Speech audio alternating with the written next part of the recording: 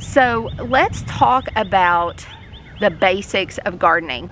I think the number one most important thing you need to think about before anything else is what type of gardening are you going to utilize.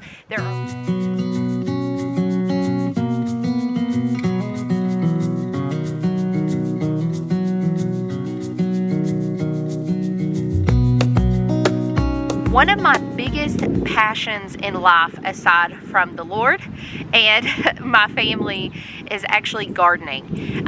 It is absolutely near and dear to my heart, and I've been doing it for many years, and it is so ingrained in me, even from the time that I was born by my grandparents, that it's just a very, very strong passion of mine. So we actually live in the suburbs. We actually live in an old neighborhood, so the lots here are pretty big, and it's not like your typical subdivision.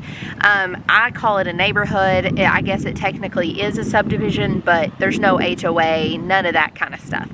So today I'm going to talk to you about gardening basics. Now, I am no expert, but I have learned a lot over the years of gardening. And living in the suburbs, I know that there are many people who want to do things like gardening for their families, and they feel like they are confined to only doing a small amount or not doing it at all, simply because the lack of property that they may own.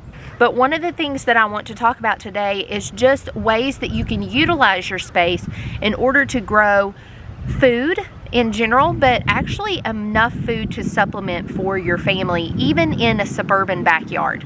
Now, we have 1/3 of an acre, and we actually don't even use that much of our property to garden on. But I'm going to show either some footage or pictures as I talk about this a little bit from my garden last year. But the amount of food alone that we got out of our gardens last year for our family just baffled me.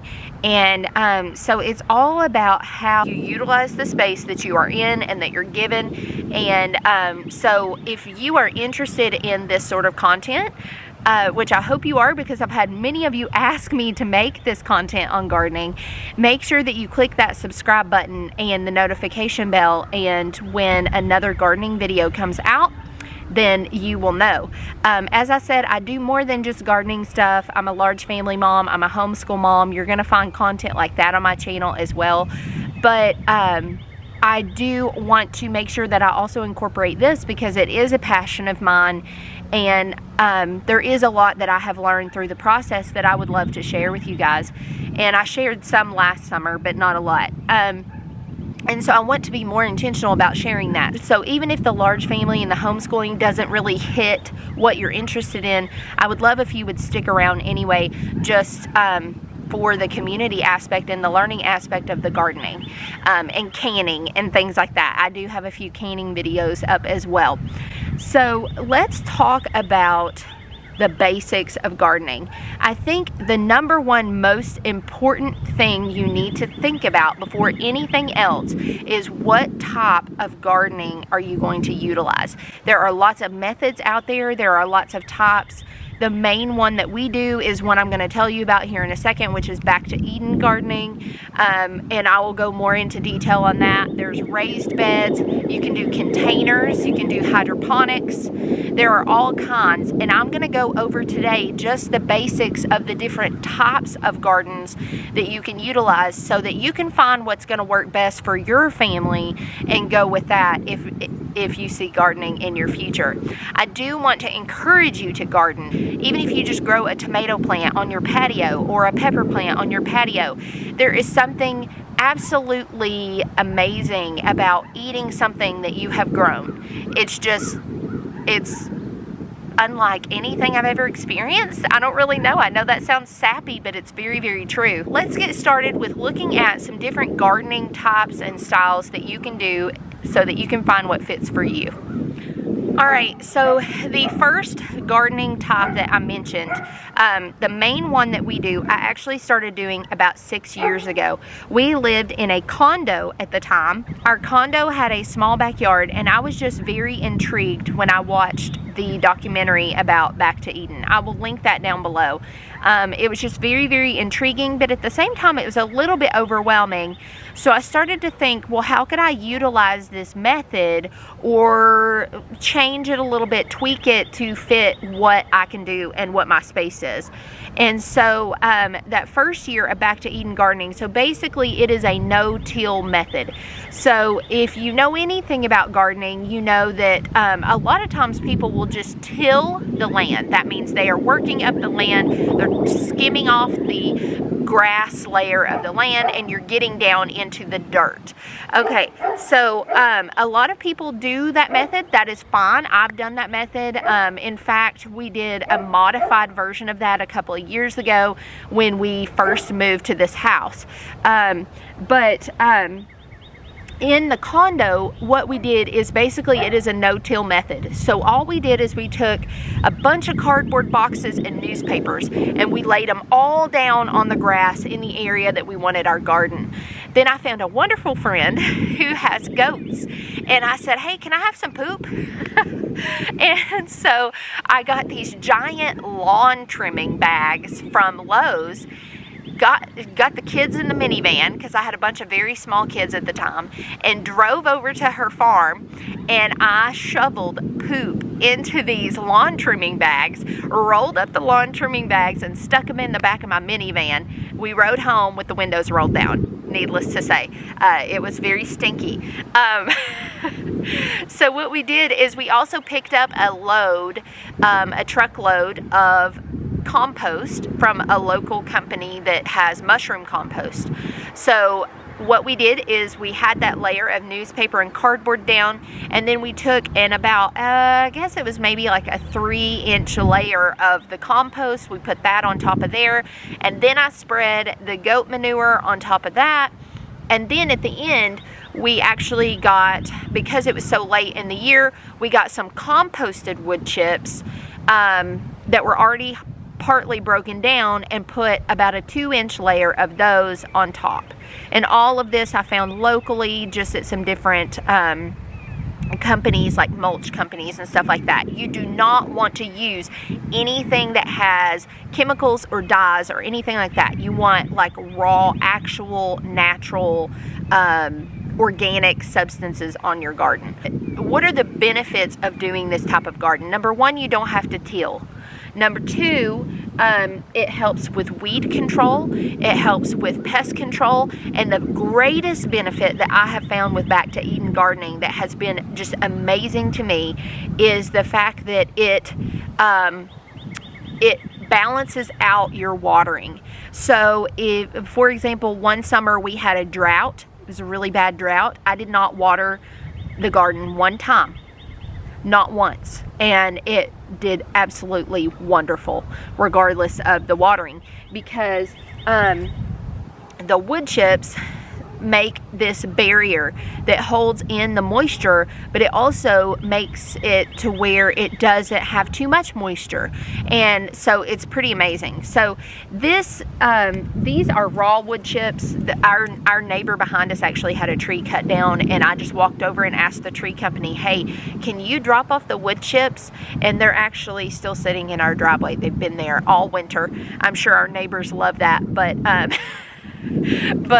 we've been shoveling them onto the garden to get it ready. This is just a portion of the garden.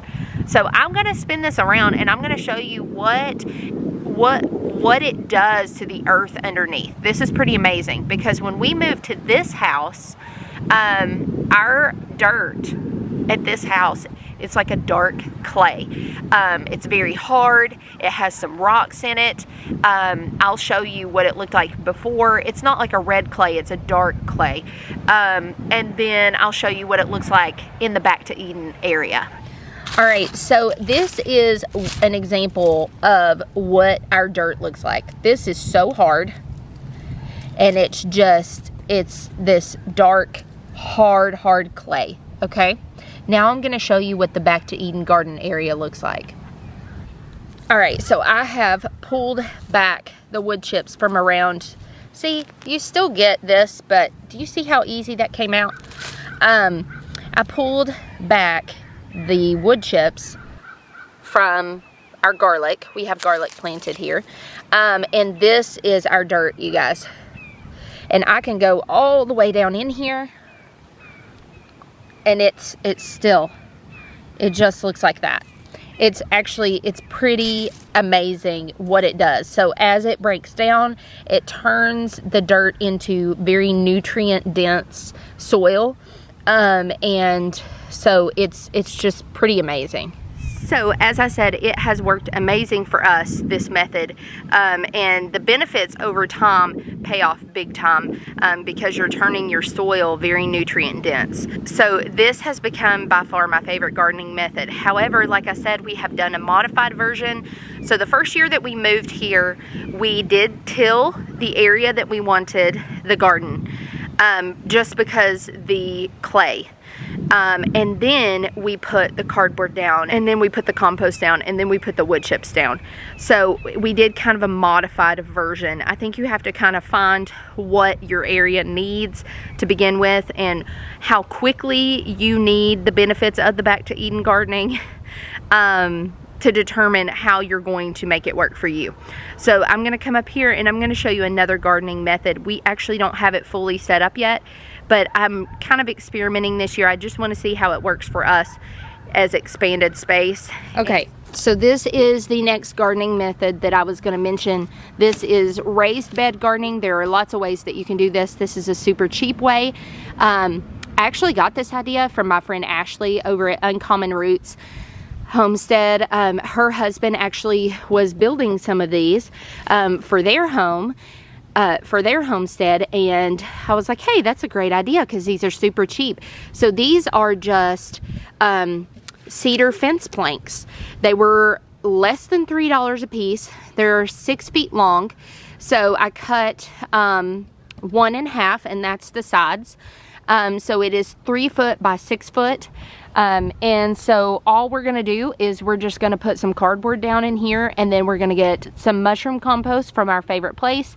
We are going to modify it a little bit by doing the wood chips on top. I'm not sure how that will work in a raised bed. It should be fine, and I think, but, and so we're going to do a few raised beds over here for like our cabbages and lettuces and carrots and things like that. We're going to do that in here. So we've got 3 more that we're going to build that are going to go in this area, but they don't take up a lot of space, and you can actually fit quite a bit in here, and it also helps with weed control, and it's again a no-till method. So all we did, like I said, we just bought these 6 foot untreated, make sure it's untreated, wood, and or these cedar planks for fencing, and cut 1 in half, and so the long sides are just the regular length, and the short sides are the ones that are cut in half. So super easy. Like I said, I got this idea from Ashley over at Uncommon Roots. It's just a really great way, cheap way to do some raised beds. So there's another type of raised bed we're going to do as well this year, and I'll show you it. Okay, so I'm just going to show you these real quick. We haven't obviously set them up yet. I got these from Home Depot. They were not very expensive. Hold on, let me pull one out here. Okay, so these little blocks, they're very heavy, and you see they have these notches. So this is a very easy, affordable way to build a raised bed. You just get a board, a long board, and it holds the board in place with this, so you don't have to nail them or anything. So if you don't want to cut, or you don't want to nail or drill or anything like that to your raised bed, grab some of these. You only need 4, and you just slide boards into, just lay these out into 4 corners and slide some boards in place, and it is a cheap and easy way to get yourself a raised bed. Okay, so another easy way that you can garden as well is buckets, you guys, for real. But one thing that you have to make sure of is that you keep these very, very, very well watered, because they tend to dry out very easily. The other thing that you want to do, I'm not going to turn it over because it has soil in it, but you want to drill holes in the bottom of this, just take a drill and drill a few holes in there so that excess water doesn't sit in the bottom, so that it doesn't cause like root rot and things like that to happen in here. But you can absolutely use buckets as well. Just utilize the space that you have. All right, so the next type of garden that I'm gonna talk about is this little beauty right here. So you can find cheaper versions of this. This is called a green stalk garden. However, this has some patented watering technology. So like I said, there are other versions of this that are cheaper, but they're not gonna be as effective, because this right here, you fill with water. There's these fill lines. You fill this with water, and it has this little reservoir that sprinkles the water throughout in a way that causes it not to be overwatered, but also not underwatered. Okay, so this is a great system. They even make little casters that go on the bottom so you can move it around and things like that. And it's amazing what you can grow in these things. I'm excited about adding this year. So I actually won this in a giveaway, but I've wanted one for a while. So I was super excited to win this. But as I said, you just fill this with water. So each one of these little levels right here, so this comes apart. I'm not gonna take it apart right now, but each level comes apart and you fill each one. There's a fill line in here with really good quality garden soil. So you're gonna fill it with soil almost to the top here, and then each one of these little sections you can grow something else in. You can grow everything in this. I have seen videos where people grow melons in this, and the melons just grow out that way. I have seen people of course grow herbs and lettuces and green beans and tomatoes and peppers. You can grow anything in this, and it is huge. Okay, it's pretty big. There are lots of little areas where you can plant stuff. This is my wood chip pile I was talking about, guys.